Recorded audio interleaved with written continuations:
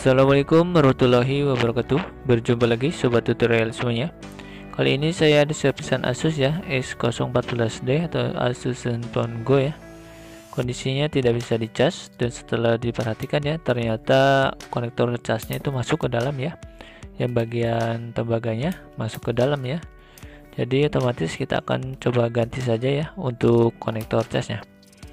Dan kita akan coba buka boardnya ya, kita bongkar dulu untuk boardnya.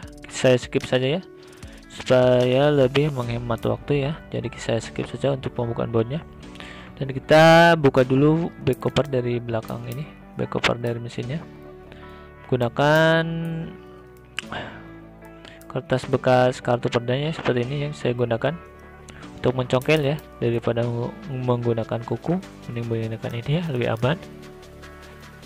Kita buka pelan-pelan saja ya, dan disitu ada fleksibel kameranya terbuka ya, jadi kita akan congkel, hati-hati aja jangan sampai dia patah fleksibel kameranya. Kemudian kita akan coba ganti ini ya, dan dia kondisinya seperti ini, terdorong ya untuk plastik yang dalamnya itu tembaganya ke dalam, jadi kita akan coba ganti saja konektornya itu ya. Dan ini sebenarnya udah pernah diganti juga ya, karena udah di jumper juga konektor casnya ya. Ini menggunakan casan konektor Andromax ya, bukan bawaannya. Jadi kita akan coba ganti aja ya menggunakan konektor yang sama ya, Andromax juga. Karena saya tidak punya stok untuk Asus ini ya, jadi saya menggunakan konektor Andromax ya, karena banyak kesamaannya ya. Jadi kita akan modif sedikit saja. Dan kita buka dulu konektor yang lamanya yang rusak ini ya, kita buka menggunakan solder saja ya, karena ini sudah solderan ya, sudah tidak usah menggunakan blower, kita gunakan solder saja. Seperti itu sudah terbuka ya. Dan disitu ada kawat jumper ya, ini jumper untuk pengecasannya. Nah ini kawat jumpernya ya, udah di jumperan ya, karena emang ini bukan jodohnya, jadi kalau nggak di jumper kemungkinan nggak bisa ya, kurang pas. Dan ini penggantinya ya untuk konektor casnya, saya menggunakan konektor cas Andromax ya. Saya akan luruskan dulu kaki-kakinya ini, kalau tidak diluruskan tidak pas ya. Jadi kita akan coba luruskan dulu supaya dia bisa nyangkut di PCB nya dan kita bisa solder ya. Seperti itu, kita luruskan dulu. Nah seperti ini, kita tinggal taruh di mesinnya saja nanti. Dan saya akan coba kasih flux dulu ya untuk tembaganya, dan saya akan panasnya menggunakan solder ya supaya lebih mudah nanti saat menyoldernya. Dan kita akan kasih timah nanti, kita panasin dulu dah untuk menghilangkan minyak-minyak yang ada di tembaganya itu ya, menggunakan solder sampai benar-benar hilang. Dan kemudian saya akan kerok ya untuk lebih memudahkan nanti saat menyoldernya. Dan untuk sambungannya ini ya, jangan lupa di solder ya supaya lebih kuat dan lebih tahan lama ya. Kalau ini tidak disolder, kekuatannya itu tidak lama ya, dia terbuka dan pengecasannya otomatis akan rusak lagi ya. Jadi usahakan disolder ya, jangan lupa. Dan kita masukkan PCB nya dulu ya ke bodinya itu supaya pas konektornya, karena ini bukan jodohnya. Jadi kita harus mengukur ya dari lubang konektor casnya itu dari bodinya ya. Jadi kita pasangkan di bodinya dan kemudian kita paskan konektor casnya ya supaya lebih masuk ya. Dan kakinya ini kurang ke bawah ya, jadi saya turun ke bawah sedikit supaya lebih pas di bodinya. Jadi kita paskan dudukannya supaya tidak menggantung nanti ya. Kalau sudah pas kita akan solder saja seperti itu. Kita tambahkan timah di satu sisi ya, seperti itu. Kita solder satu sisi, jangan semuanya ya, kita yang penting dia udah pas aja. Dan kiri kanannya aja, yang atas kita akan solder ya.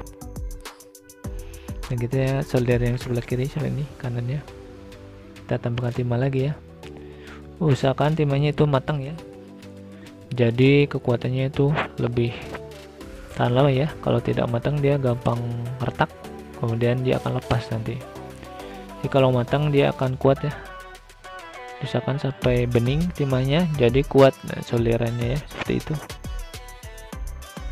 Sampai mengkilap ya, itu berarti udah matang ya. Dan seperti ini ya, sudah tambahkan timah. Kemudian kita akan menyolder ke jumperannya itu ya, ke tembaganya. Saya berikan dulu menggunakan cutter ya, supaya lebih mudah lagi saat menyolder. Kita akan tambahkan dulu timah ya ke kabel jumpernya itu. Kemudian kita paskan, ini ada jalur P bus ya untuk P chargernya yang jalur 5 volt ya. Kita akan solderkan. Karena itu kabelnya kecil ya, jadi kurang kelihatan. Ya, kita solderkan saja, dan jika sudah tersolder, coba tarik sedikit ya supaya tes kekuatannya supaya lebih kuat. Jika lepas berarti kurang kuat ya, jadi kita solder lagi.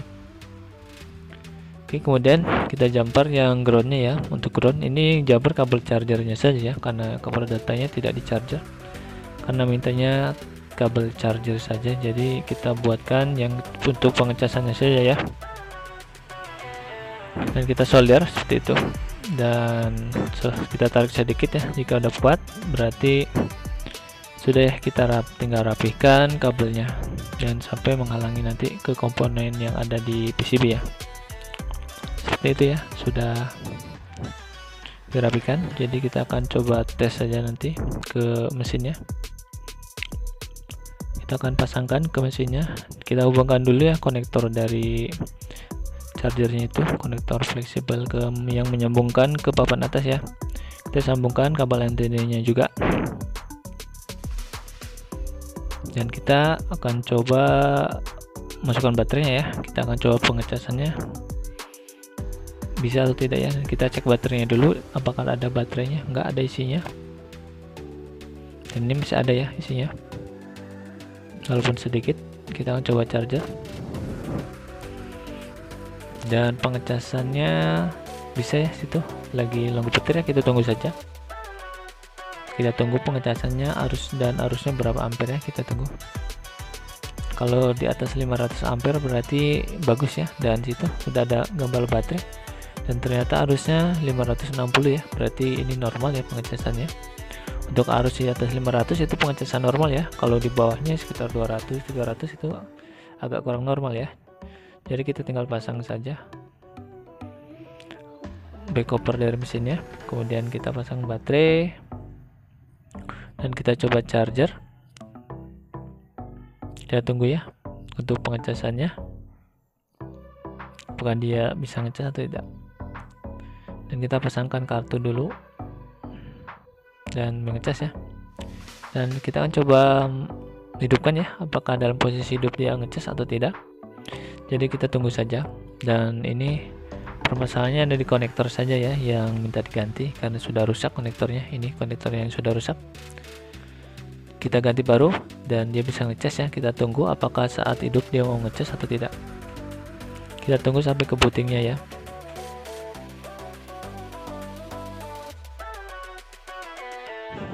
Masih loading, kita tunggu sebentar,